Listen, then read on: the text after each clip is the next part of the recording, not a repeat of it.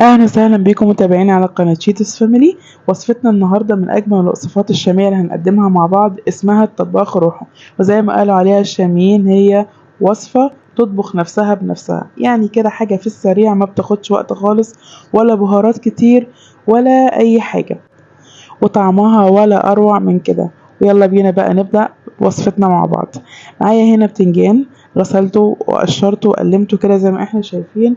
هنقطعه مكعبات مع بعض، بس هنخلي الحجم يكون متساوي. ما نحاولش ان احنا نخليها كبيرة شوية، لا نخليها متوسطة، بحيث ان هي تاخد حجم واحد وتستوي كلها في وقت واحد مع بعضها.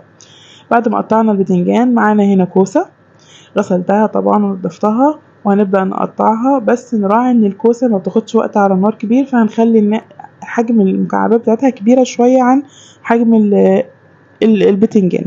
تمام، زي ما احنا شايفين نحاول نخلي الاحجام كلها متساوية. معانا كمان طماطم هنقطعها بنفس الحجم مكعبات، كلنا نحاول نخلي كل الاحجام قد بعضها وبتبقى متساوية عشان تاخد كلها سوا واحد زي ما احنا شايفين.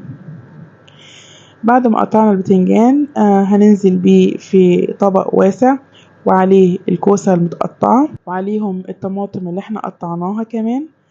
معلش الطبق كان صغير شوية معايا، بس حبيت ان انا اخليهم كلهم في طبق واحد. هننزل عليهم برشة ملح زي ما احنا شايفين.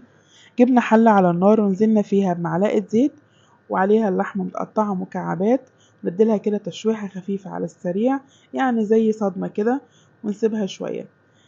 بعد كده هننزل عليها بالخضار اللي احنا قطعناه من شوية مع بعض. شايفين الخضار نزل ميته ازاي؟ احنا محتاجين المية دي علشان هي اللي هتساوي الخضار وهتكمل بقية سوى اللحمة معانا.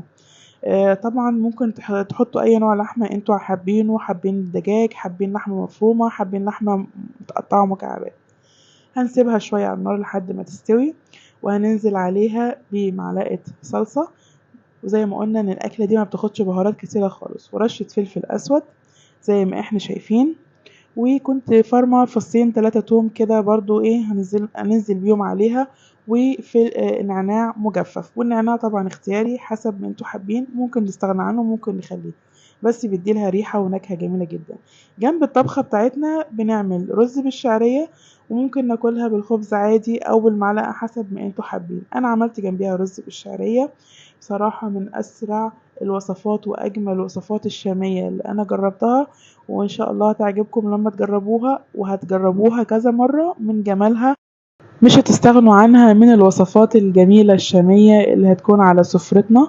بصراحة من أجمل الوصفات اللي عملتها.